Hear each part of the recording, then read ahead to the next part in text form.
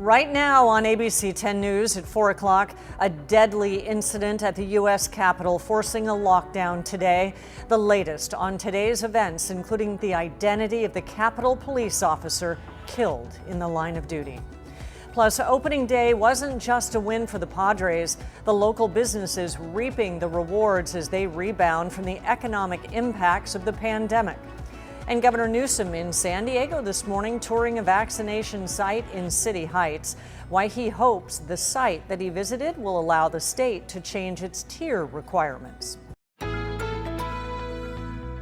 ABC 10 News at 4 starts now. And we begin this afternoon with a breaking news update. Already on heightened alert, a deadly incident at the U.S. Capitol prompting a lockdown today. One officer was killed, Capitol Police identifying him as Officer William Evans. Thank you for joining us on this Friday afternoon. I'm Kimberly Hunt. And the details are still under investigation, but another officer is injured and an armed suspect is dead. Karen Kafa has the latest from Washington. National Guard troops inside the halls of Congress after an incident outside the U.S. Capitol Friday led to a total lockdown.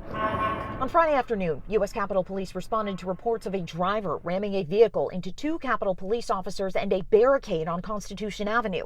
A senior congressional aide and U.S. Capitol Police tell CNN that driver exited the car brandishing a knife. The U.S. Capitol Police reported a suspect taken into custody. The suspect later reported dead. Two Capitol Police officers were injured in the incident. One has now died. This has been an extremely difficult time for U.S. Capitol Police after the events of January 6th and now the events that have occurred here today. So I ask that you keep our U.S. Capitol Police family in your thoughts and prayers.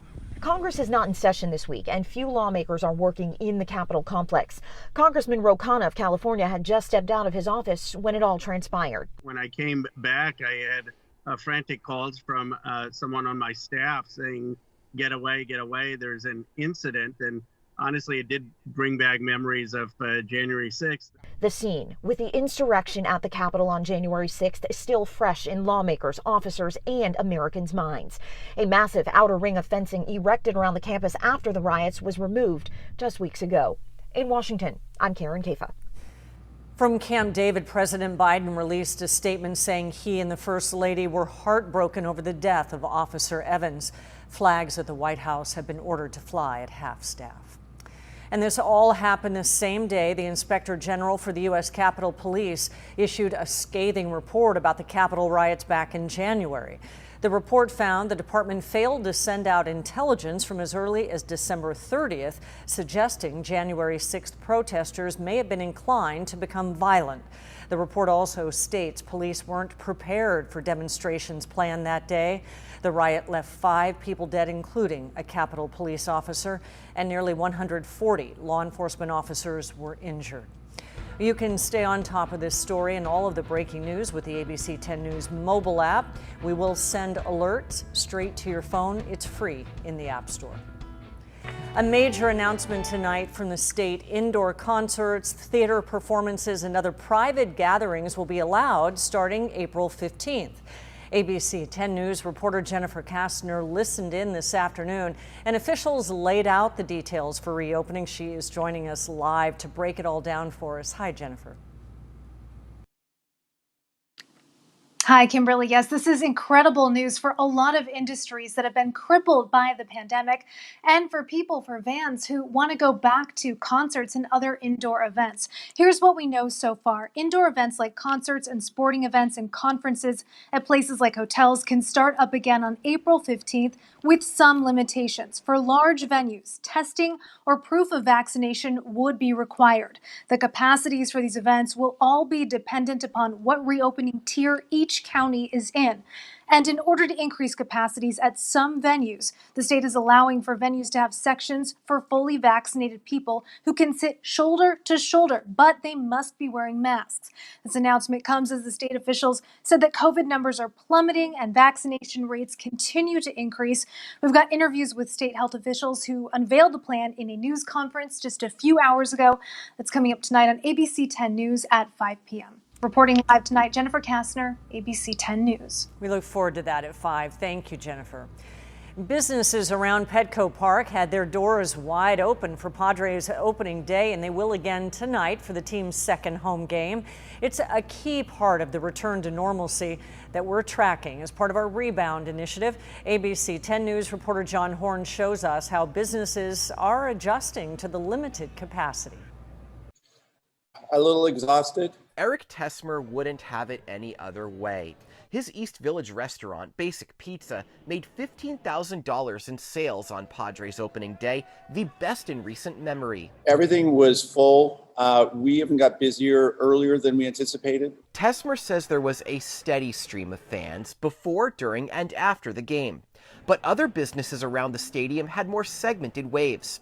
At Tajima Ramen, about 5 blocks from the ballpark, manager Mitzi LeCap says the rush came after the Padres beat the Diamondbacks with a line out the door. I think this was like the first time I felt like the buzz and the energy and the vibe around like San Diego and how excited everyone is. Businesses around Petco Park have been hit particularly hard amid the pandemic.